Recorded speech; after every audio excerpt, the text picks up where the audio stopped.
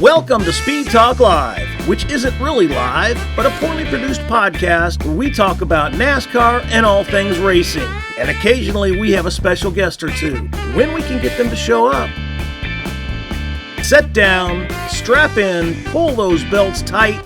Speed Talk Live is on the air. Pace car is in. Green flag, Welcome, everybody. I know it's been a few weeks since we were away, but we wanted to come back at you for one last show of the year. Obviously, it was before Phoenix the last time we did a show. I went to Phoenix. I told you I was going to go to Charlotte for the season-ending banquet and give you some stuff from there, but, well, unfortunately, I lied. Well, I didn't really lie. I was going to go. I had everything arranged. But I came back from LA on Friday, flew back in, and ended up with pneumonia. So obviously I had to miss that. But never mind. There's always next year, right? Welcome to Speed Talk Live, last show of the year. I'm Greg Engel, editor-in-chief, cupscene.com. And as always, but never forgotten, our associate editor, Owen Johnson. Hey, pal, how are you? Hey, Greg, I'm great. Back stateside for Christmas, so it's a good time. That's right. For those of you that don't know, and if you don't know, shame on you. Owen normally is going to school in London, going to be a world famous lawyer. So he's back in the States for his holiday break, and I've on a holiday break all the time. So there you go. All right, let's catch up on the news because we're not going to focus really a lot on the news because we've just missed so much. But we want to recap some things that stood out to me. I was there for Stewart Haas Racing's last race at Phoenix, which was a bittersweet moment. Probably the biggest thing that affected me is, since we've talked last, is the loss of Bobby Allison. He was my first great driver when I was growing up. My dad, who was from Alabama, and obviously with the Alabama gang connection, was a big fan. A few years ago, many years ago, I had taken my dad to Charlotte Motor Speedway, and he had gotten to meet Bobby Allison, spend some time with him. So sad at the loss, but I get sad at losses. But when you live to be 80, 90 years old, you just have to celebrate the life that you had and the fact that you were able to live that long. So I mourn the passing of Bobby Allison. He'll always be near and dear to my heart. Ryan Preece, on a happier note, it was added to RFK. We knew that was coming. So they're going to have Kroger, which is coming over from JT Doherty Racing, which has changed its name to some bizarre, I don't know, it sounds like a computer startup. I also talked to Tony Breitinger. You can see that on my channel. She's going to be going full-time in the trucks next year, or into the I'm looking forward to that. I think she's got a lot of talent. Ty Majeski lost his appeal. He was not able to vote, or he did vote, but he missed media day and they fined him, and he went to that, appealed that and lost the appeal, which I didn't necessarily agree with. And the court battle, which we're going to be talking about forever, it seems like, took another twist as the 2311 and Front Row Motorsports appeal was heard and granted. So they will be racing as a chartered team in 2025 while all that crap goes on and on and on. So that's the highlights of the news that have happened so far. But today it's all about looking back and looking forward. 2024 in the rearview mirror, and we were going to talk about our top races. We don't necessarily agree on all of them, but we have our reasons. And take it away, because the first race we want to talk about is Kansas. Well, I think there's no better race to talk about for the best race of the season than one that really grabbed the headlines with the closest finish in NASCAR history, 0.001 seconds at Kansas this year. A great finish between Chris Buescher and Kyle Larson. Obviously, Larson edged out Buescher, and Buescher ended up missing the playoffs as a result, with the closest margin of victory, the most painful way to miss the playoffs. But what a finish, and not just the finish, a great race throughout. I remember watching that and just thinking that the next gen is really putting on such a great show on the mile and a half. It's really great at those tracks. We talk a lot about the short tracks and the road courses all year, but the next gen has put on a great show at some of the tracks that the old car couldn't handle at all. And I think that Kansas was probably the best race of the season for me in terms of racing, obviously at the end, but just all the way throughout. Some four wide racing, a brief moment of five wide across the stripe. Some fantastic racing throughout that entire day. For me, and Kansas was good. I liked Kansas. For me, the top race of the year was the Spring Atlanta race, the three wide coming across with Suarez winning. That to me epitomized everything we want to see in NASCAR, which was a close finish. It was a great race throughout too. I think Kansas probably was a little better for a little longer, but for me, the top race of my season anyway was that Spring Atlanta race. Now, another race we both agreed on because, well, like I said, we didn't agree on everything was the fall Darlington race, which, by the way, one of my highlights of this year was spending a couple of weeks with you, hanging out with races. We were there for that, which was really cool, a lot of fun. And that was Chase Briscoe winning that with last season for Stewart Haas Racing. Turned out to be their last win as an organization. It was great to see. It was great to be there. And that fight, like you mentioned, that final green flag run, coming to the checkered and chase, holding off Kyle Busch, what he had done before in an Xfinity race a couple years before. So it was just really cool. And I remember, part of what I've liked about that was having you there at one of NASCAR's oldest tracks. And what were your impressions of being at Darlington? Well, I just think my biggest memory from that race and something I will remember forever is being up on the roof with Mike Bagley, and thanks a lot to him for this. But just getting to watch that final 20 lap run, the last after that last caution flag, seeing Kyle Busch battle his way through the field and get up to Chase Briscoe and give him a fight for those last couple of laps. The adrenaline up there was really high, and I just think that was a fantastic way to watch the race and actually capture the whole spirit of that moment. And yeah, it definitely was a big moment for me this season. And the fact that the press box shakes, because it's an old press box. It's like an old building coming into turn three. But yeah, I agree with you on the roof. Mike Bagley did that with me a couple years ago when I first started going there. And there is no better place in motorsports to me, or on the NASCAR circuit at least, to watch a race than to be up there. So yeah, the Darlington Fall race, and again, both of us being there was just an added bonus. But there was also one you liked, the Xfinity Texas race with Ryan Sieg winning.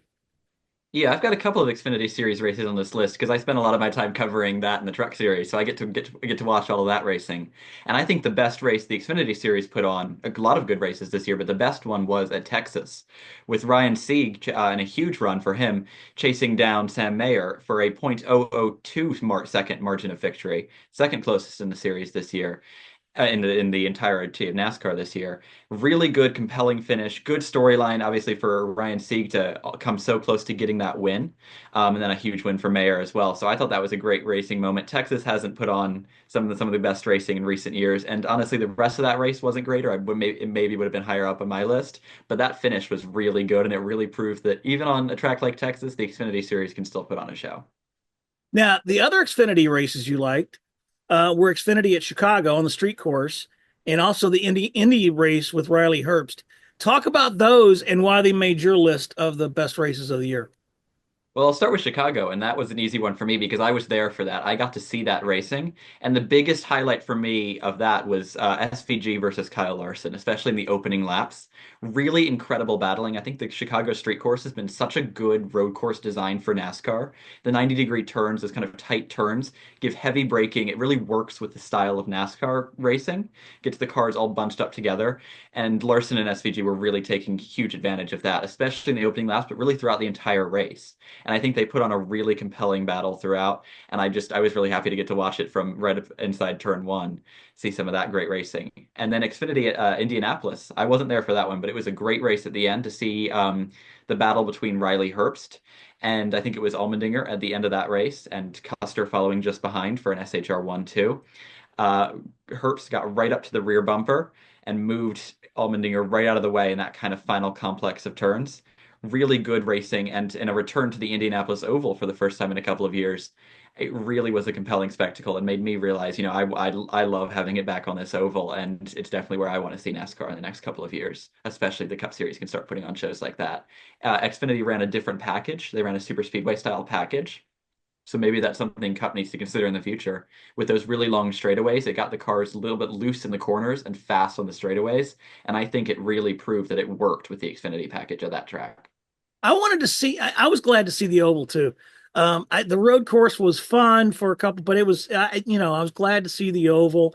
And it was, and one of my highlights of my year was that Indy race with the oval with with Larson winning because he had gone there in May and finished 18th at Indy and was denied being at the Coke 600 because of weather. And we'll talk about that in a minute. But I wanted to highlight another race you and I were at together, and that was the Summer Daytona race. It was big because Harrison Burton had already been released from the Wood Brothers, so he knew he was leaving, but he got them their 100th win or 500, however, I forget them. It was a milestone win. It was Harrison Burton's first, and obviously that was the night my mom passed away, so it was very special because she was a huge Harrison Burton fan. They sent flowers to her memorial a couple days later. So that was a big standout for me, and that's a race I'm going to remember for a long time. But we talk about SVG because you had him at the Chicago race, right?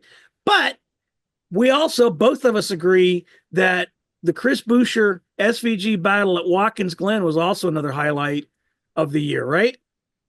Yeah, definitely. And I think what SVG's proven is if you can beat SVG, that is a huge accomplishment. And Chris Buescher did it. He came in with, right through the carousel at Watkins Glen, put the bumper to him, and got around him.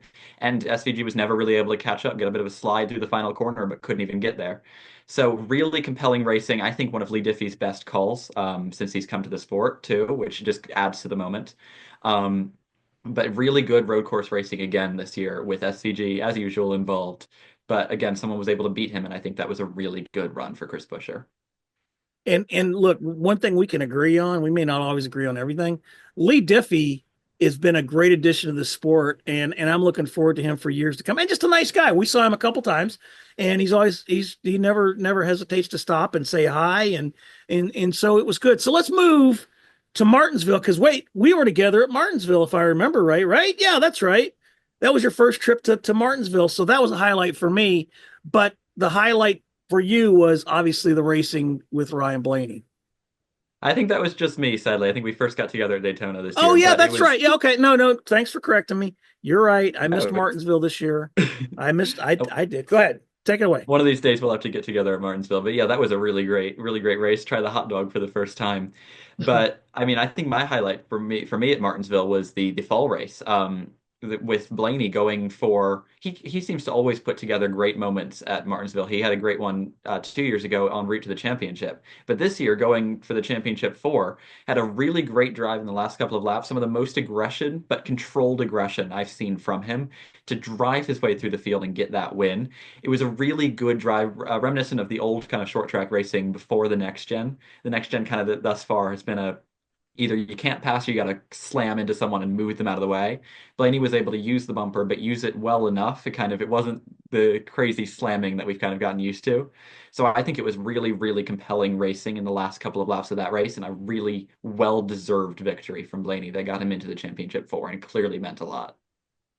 Yeah, and he almost took it all, right? And was Penske was going to be strong. We knew that at that point. And it's because I go to Martinsville so much that I forgot we had a hurricane that weekend here. So if I would have abandoned my house, I mean, we didn't have any damage, a couple tree branches down, but that was the weekend of the hurricane. So I did miss that race. You're right. I was planning on being there. We'll make it happen this year for sure. But another short track, and I agree with you on it was the Bristol summer race or the Bristol spring race with the tire issues. Talk about that. Yeah, that was a crazy race because we've come into Bristol, like any other short track, with mixed feelings about the tires. And I spoke about that in the Martinsville Spring Race. I asked all the drivers, and they just, they told me there's nothing we can really do about it. I think I really liked Reddick's answer, which was, the only thing, the next step is just to get rid of gravity. We can't do anything beyond that. So you come into Bristol with these kind of expectations of, you don't know what the tires are going to get, you don't know what the package is going to get, and suddenly the cars are slipping around completely. It starts in practice and qualifying, and then goes into the race, and the crew chiefs don't know what to expect. The drivers don't know what to expect. Huge movement throughout the field. Really well-deserved win by Denny Hamlin to figure out how to get those tires underneath and manage his tires. Really a veteran drive from him. But some interesting drivers up front. Ty Gibbs was kind of controlling the race for a bit, and then his tires fell off. Other drivers had similar stories. just the kind of compelling racing that I think we'd like to see on the short tracks again. I know we were talking about heading into Bristol in the fall that we'd like to see the tires react the same way. Unfortunately, they didn't, but it was a really good surprise, kind of an old school race that we weren't really expecting at all at that point in the season, and it really stuck out to both of us when we were compiling our lists here. One of my highlights of spring was Rajah Caruso win at Las Vegas because he's just a nice guy. And I've talked to him a couple times. I talked to him for an article that I did for Forbes, just like I did with Tony Breitinger. But his Las Vegas win, I think, was important for many, many reasons. He's been re-signed, by the way. He'll be back in the Hendrick car, the Hendrick truck uh, for 2025, and deservedly so. He's a great driver, and he proved it at Vegas. So that was probably my spring highlight, along with the fact that the Daytona 500. Right now, the Daytona 500 got rained out again, and it's not so much what happened on the track, but the fact that there was a Monday doubleheader, and that's so rare in this sport. I remember leaving there about 1 or 2 in the morning after the Xfinity race, but that was just a long, long day. But it was a lot of racing, a lot of fans stuck around for it. So that was one of the highlights of the early season for me. And also, even before that, was the Clash. Now, the Clash itself on track wasn't really that big a deal. It wasn't really the most exciting racing, but it was good. I love the vibe out there. And we kind of all knew it was going to be our last year there. So there was that. But we had that monumental, unprecedented rain event that was coming. That was going to be a lot of flooding, a lot of bad things because it doesn't rain much in Southern California. And when it does, boy, forget it. It's really a bad thing. So NASCAR made the unprecedented move of moving the race to Saturday and doing away with the heat races.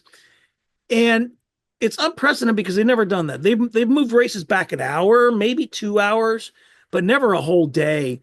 But they did it. They got the race in.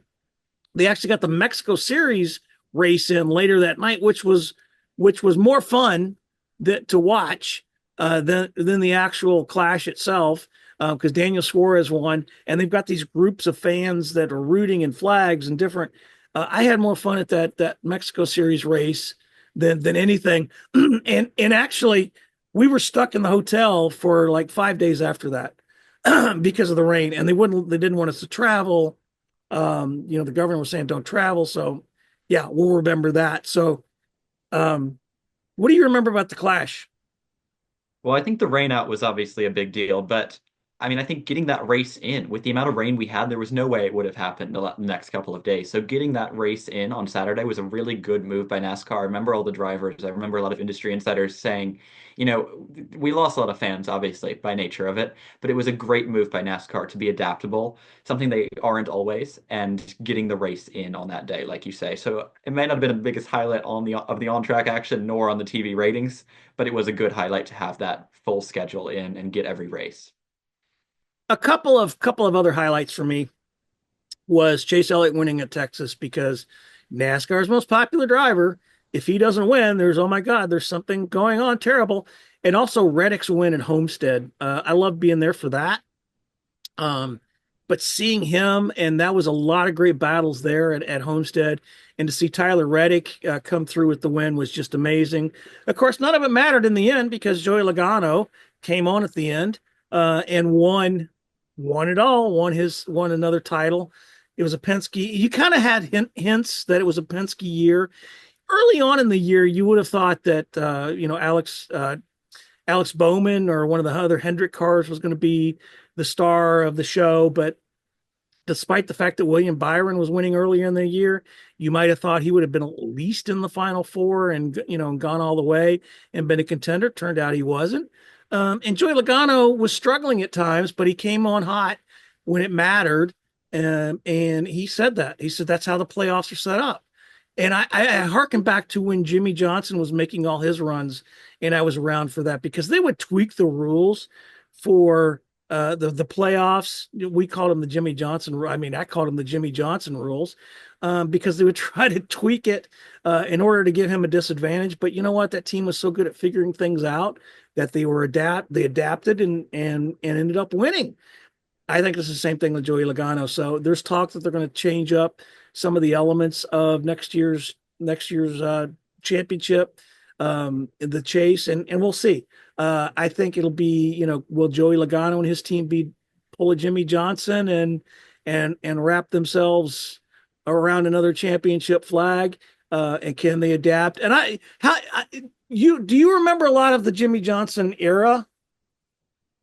I don't remember too much of it just because I kind of got in to see his last championship, which was obviously a great moment in itself. But I've heard a lot about it, and I totally understand where that's coming from, kind of the modern playoffs being in and being changed as a result of that dominance. But I think that is a product of the system. I mean, you're going to have dominance whatever system we have. You have Petty dominance in the old points, Petty and Earnhardt dominance in the old point system. You have Johnson dominance in the new system, maybe Logano dominance in the playoff era. But I think the big thing for me is it's Penske dominance. Not only is it Logano winning two of the three next gen championships, the third one is another Penske driver in Blaney. So we were talking earlier in the season. I was a race away from getting a panic button for the Fords when they couldn't get a win, including at Phoenix, Yeah. the championship track. They turned it on at the end of the season, and that's how you win a championship in this car in this new era of NASCAR. And every other team has to figure that out. They're all playing by the same rules, and Logano figured out how to win that championship, and it was a great end of the season. Gosh, I feel old because I can remember when Jimmy Johnson made his first start at what they called Lowe's Motor Speedway, or being there for his first start at Lowe's Motor Speedway. And just, he was a fresh faced kid, and little did we know he was going to go on and own it all. So, we could talk about the highlights. Obviously, with Ford coming on late in the season, I don't think we saw that. I agree with you. And Penske dominance, which didn't figure that out. But I think talking about the highlights of the year, um, obviously you and I agree the charter lawsuit is a huge deal. There was some movement on that this week. We talked about that. The 23 and 11 and Front Row Motorsports will be able to race as chartered teams next year, even though they didn't sign the agreement. Also, the two charters that were out there from Stewart Haas they'll be able to go through now. So, it'll be up to NASCAR to see how this goes next. So that was obviously one of the big things, the stories of the year. What's another big story you think of the 2024 season? I think a really big story all season was the SHR shutdown. We started the year talking about, the four losing Busch as a sponsor, and we end the year with that team entirely gone. So it was a really interesting year to follow all the fortunes of those four drivers getting their new seats. Briscoe obviously at JGR, Priest now at RFK, and the Xfinity team getting its new ownership. So there will be the new Haas factory team next year, which is going to be a satellite car for RFK Racing. So it's just been really interesting to follow that, especially as it interacts with the charter lawsuit, with where those three sold charters are going to go. Now we know they're going to go for 2311 and Front Row next year, but it's been an interesting story to follow and see where those drivers will go. And I wish them all the best. Same with all the employees of that company. It's never fun to see a team that storied and that successful fold like it did. But I think there's a lot of very talented people who will be going to some other teams, hopefully bring up some programs too. And I think we saw the writing on the wall. At least I did. Actually, a year before that, 2023, when Kevin Harvick was leaving, some of the sponsors jumped ship.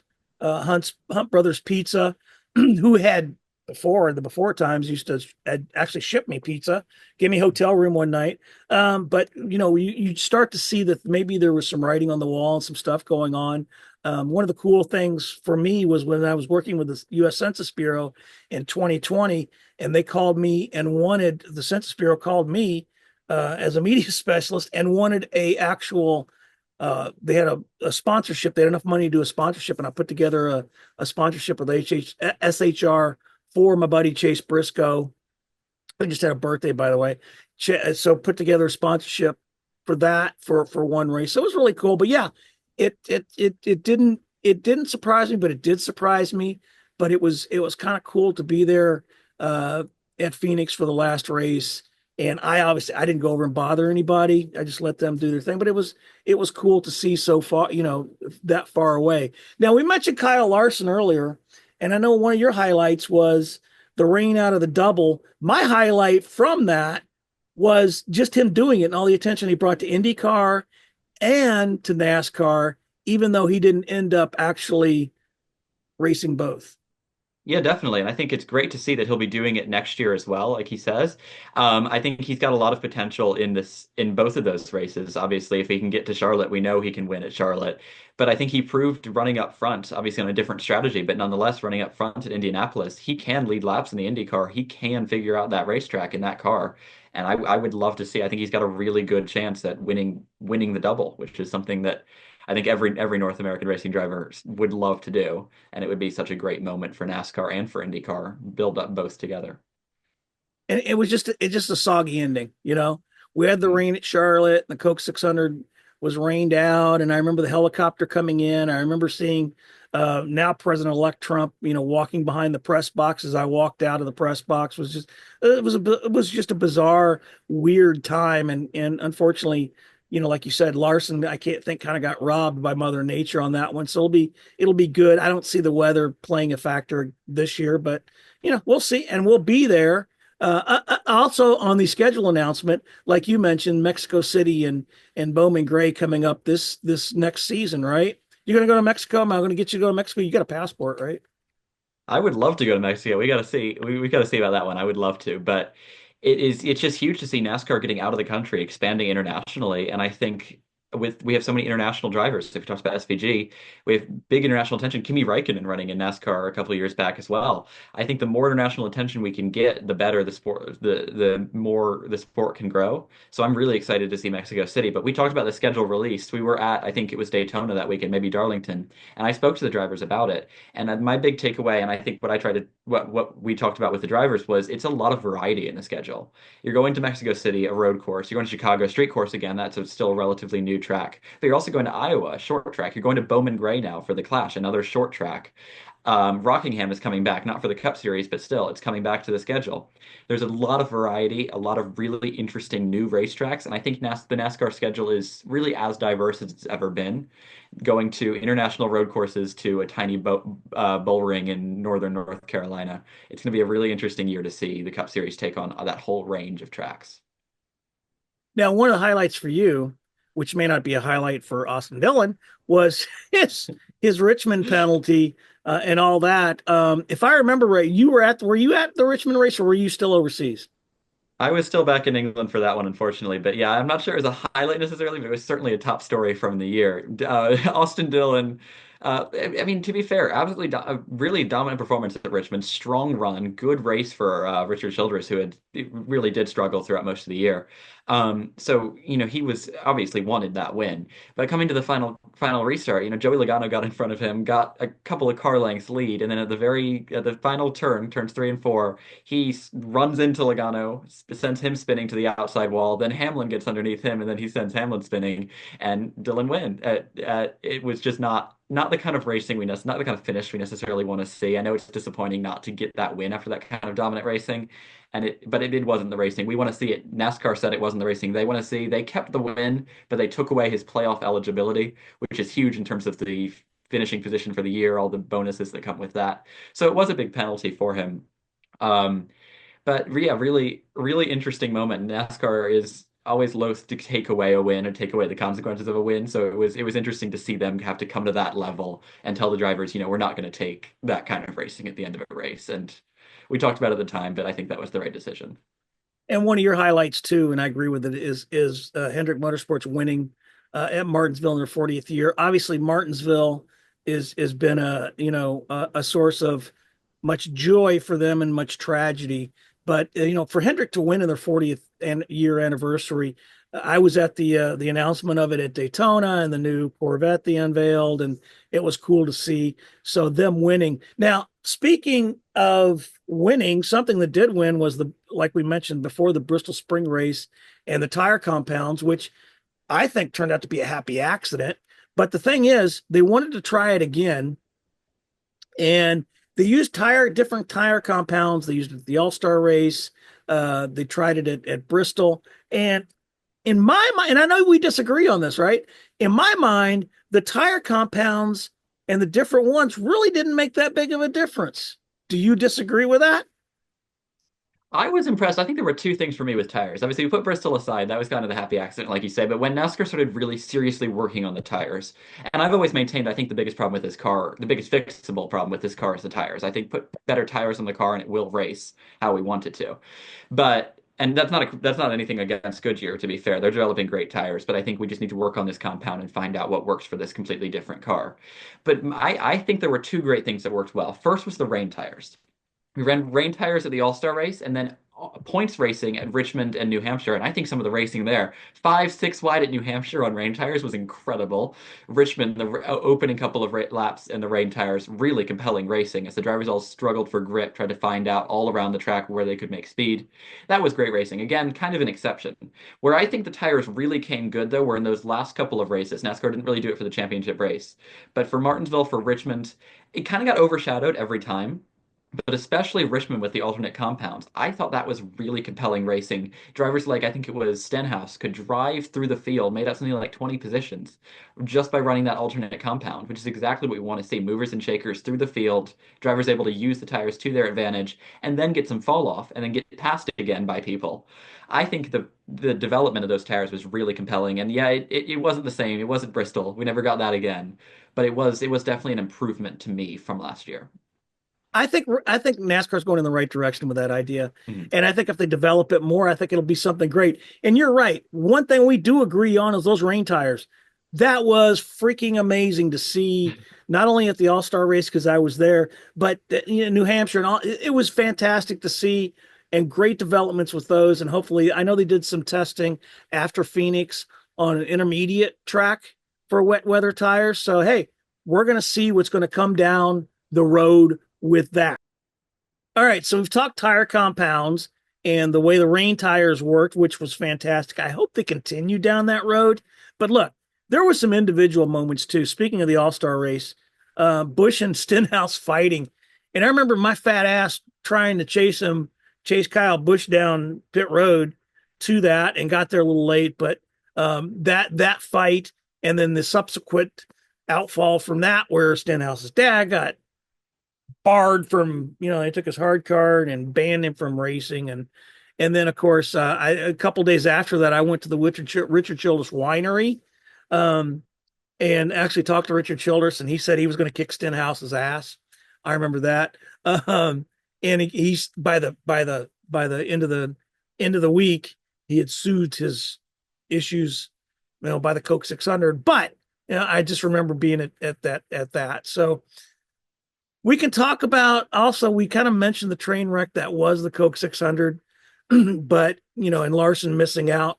Uh, I know the highlight that we both agree on was Truex finally retiring. Martin Truex Jr., 19 years. He's retiring. What's your earliest memory of Truex?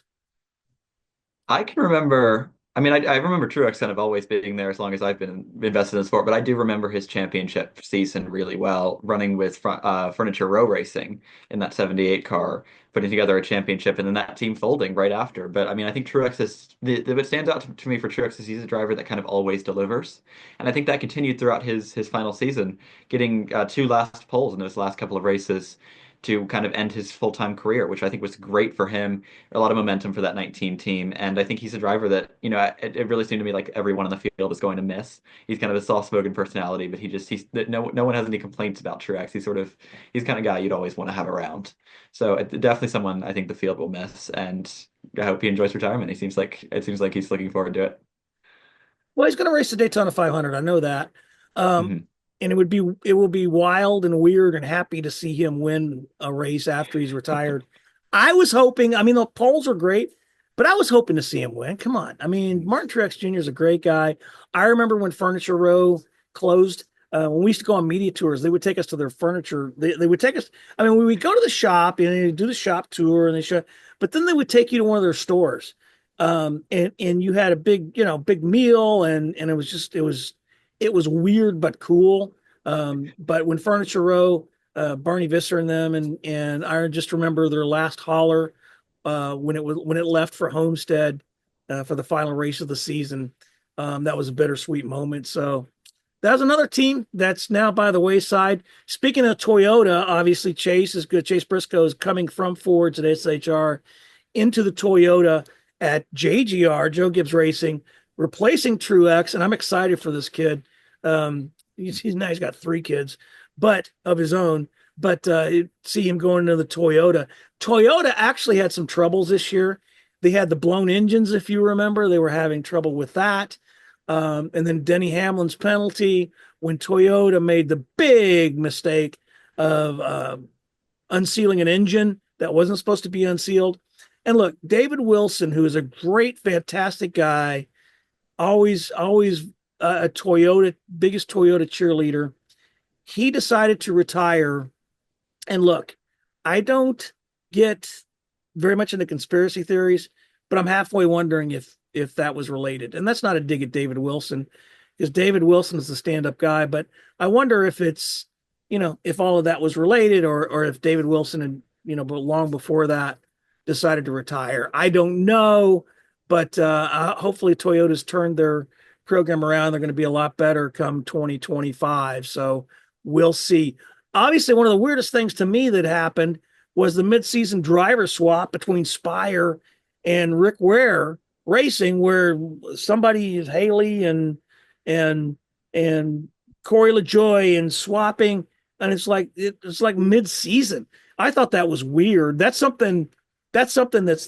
really you don't see that much where they switch in the middle of the season. So I don't know that Corey LaJoie, maybe you know this, Owen, is Corey signed for Spire for 2025 yet, or do we know? I don't think we've seen anything about him being signed because that was the interesting thing about the deal is we know Haley's been signed. The whole point was to get Haley into that car and get used to it. But LaJoy was brought over kind of to prove himself, and he had a lot to prove. I haven't seen anything about him officially being signed yet, so I don't know who's going to actually be in that car. But I mean, I think he did put together some good races. He was kind of beating out Haley in some of the final races of the season. So I think he really did avail himself well. And I would be surprised honestly if he weren't in that car. But yeah, we'll have to confirm that. Yeah, and we will, of course. But you're right. It kind of after that swap, it was kind of cool to not only see who was leading up front and how's front, but where's Haley? Where's LaJoy? So we'll have that. Hopefully LaJoy will be there. He's a great guy. Another highlight for me was Alex Bowman's penalty that took him out at the Roval, took him out of the championship, put Logano in the playoffs. And Logano took full advantage of that, as we already mentioned, went all the way to win the title. And Alex Bowman throwing his phone in the pool because he didn't want to talk to anybody. But Alex had a decent year, but he just because of the penalties, they took the position away from him. And I remember being at the Roval, like you can always tell when they're having post race and the inspection stuff comes back relatively soon, an hour or two after the race.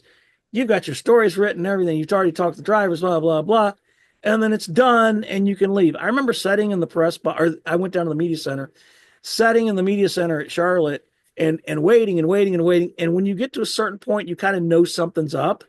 And finally here comes Mike Ford carrying blah, blah, blah, blah, blah, and talking about what happened. So that was a crazy night. It was just really weird. So speaking of Martinsville, we were talking about the spring race that I missed earlier. I was at the fall race. I remember that specifically now. I don't remember much, but I remember being at the Martinsville race in the fall.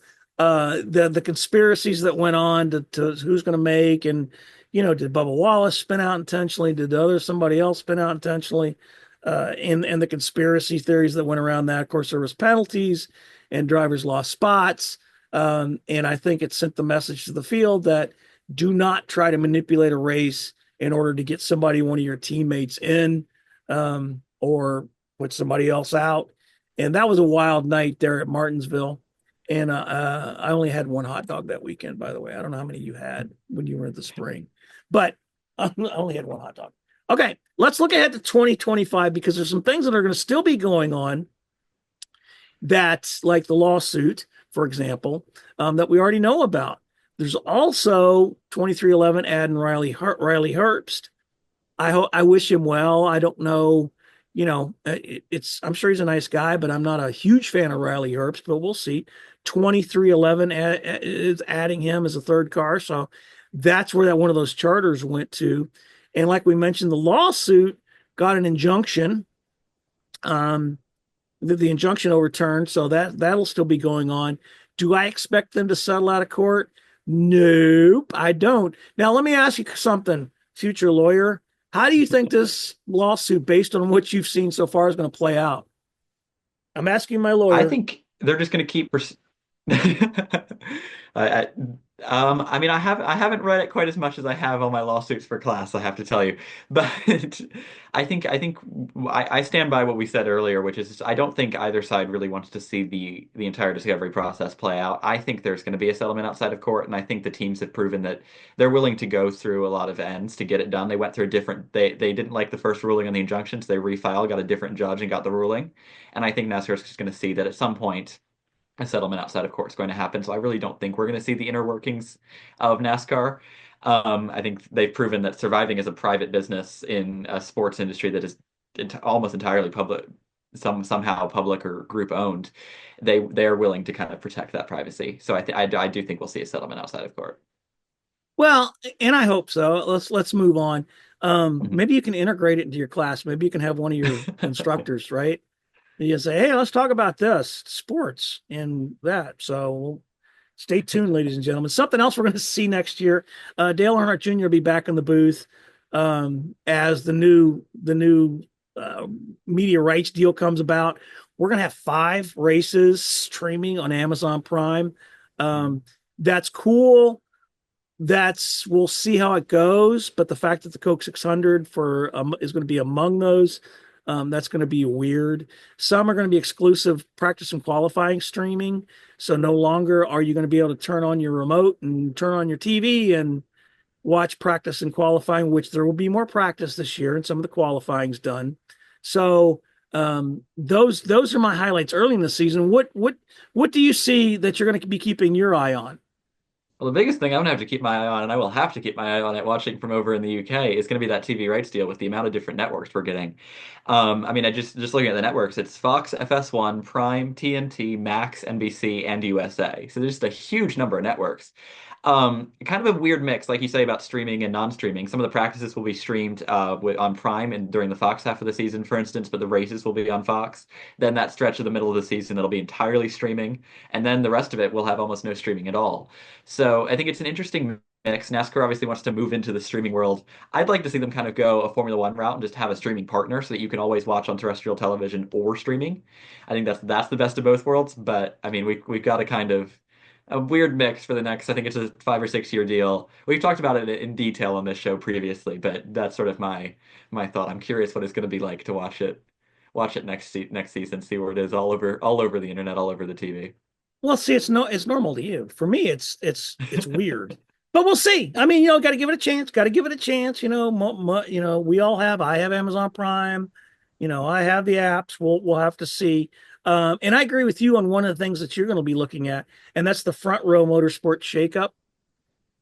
Yeah, we've talked a lot about the teams. We talked about 2311, JGR, all these teams gaining new drivers. Front Row Motorsports is losing out on their kind of longest tenured driver, Michael McDowell, who got the most poles of any driver this season, by the way. Really good performance by McDowell. But they're going to have Gilliland now, Todd Gilliland, as the flagship driver for that team. They haven't really confirmed all the numbers they're going to have, but it's going to be a really interesting program. Gragson in their car now. It's going to be an interesting program to rebuild after McDowell moves to Spire. So I'm interested to see how they can do, how much McDowell kind of impacted that team, and how well he'll do at Spire as well. Speaking of shakeups, RCR added a third car because Kyle Busch had a miserable year this past season. Went winless for the first time in 18 seasons or something. So, speaking of shakeups, they've done some shakeups over there, added that other car. It'll be interesting to see how that works. I'm also really excited and really looking forward to seeing not only Toyota recover from some of their past ills of this year, but how Chase Briscoe is going to be doing.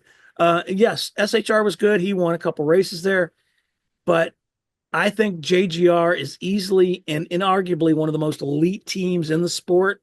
And I think he's going to have his best opportunity to win there and be a genuine contender for the championship. I'm really fired up to see how he does. We leave him alone out in the off season other than to say happy birthday, but I can't wait to get to track and talk to him because I'm sure this guy's fired up.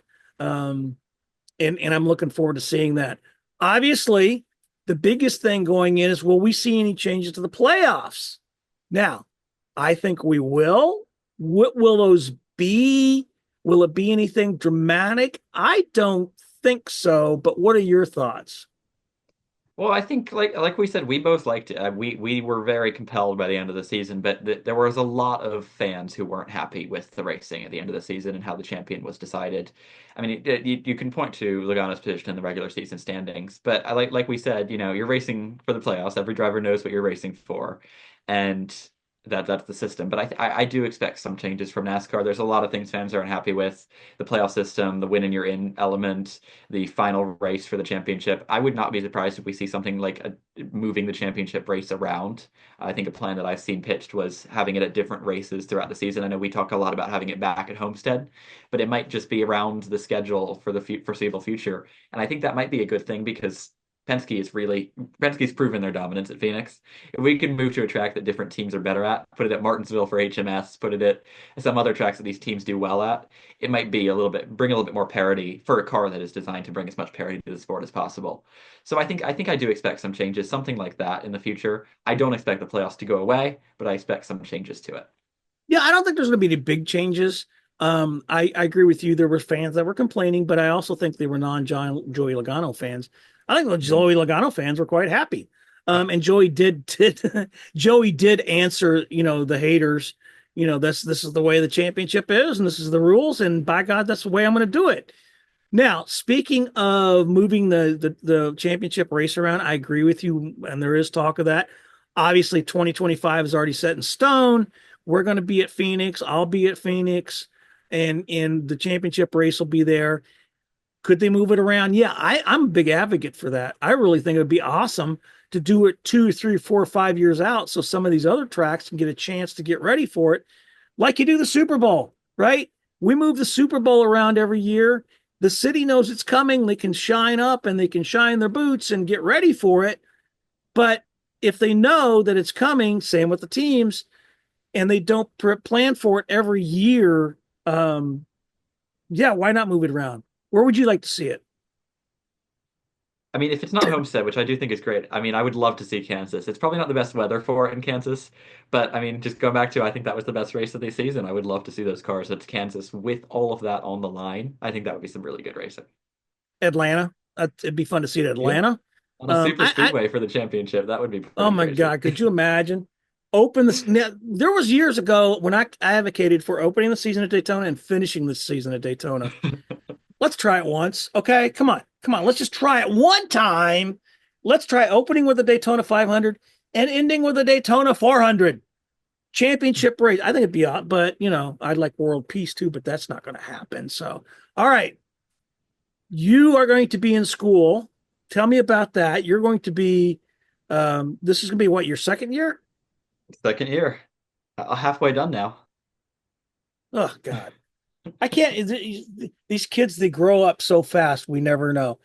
But we'll get you back in the States and hopefully we'll get together for a couple more races this year, like we did this past year. Definitely looking forward to it. Now, we have got the holidays. Obviously, we're going to be away. We're not going to be doing this is the last show of the year. I don't know when the hell we're going to start them up again, sometime in January. I know I'll be at Bowman Gray. That'll be a big deal for me. And because my family, when they were growing up there, when the nieces and nephews were growing up, my dad, before he passed, would take, like he did with our family, to the Jeffersonville Speedrome. He would take the young nieces and nephews to Bowman Gray. So I'll be there in his honor. I'm looking forward to that. And obviously, it won't be too long before we got the Daytona 500. Look, when you've been doing this as long as I have, and maybe you find this out too, by the time we get to Phoenix or the last race of the season, we are like, oh, it's the last day of school. Oh, we're done and blah. And the first weekend or two afterwards, you're sitting on your butt doing nothing. But now when it starts to get between Christmas and New Year's, you start kind of getting that little itch.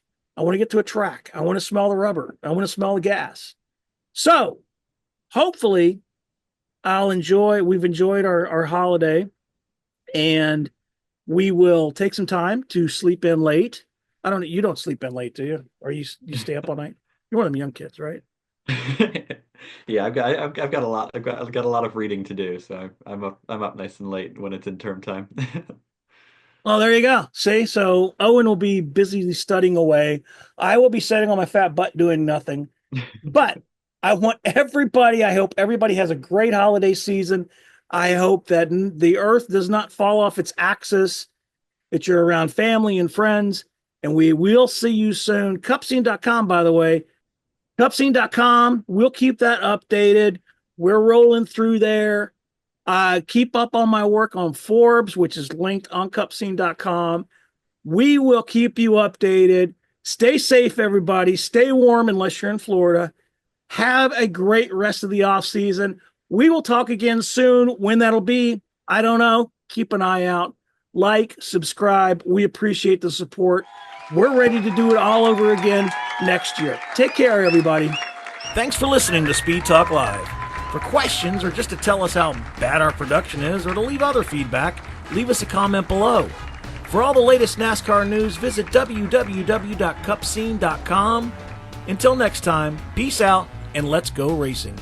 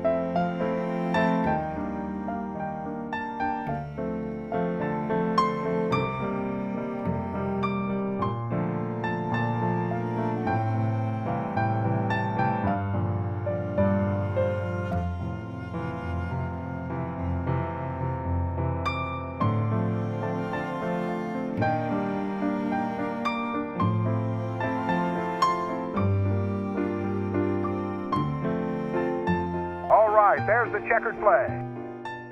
Great job, driver.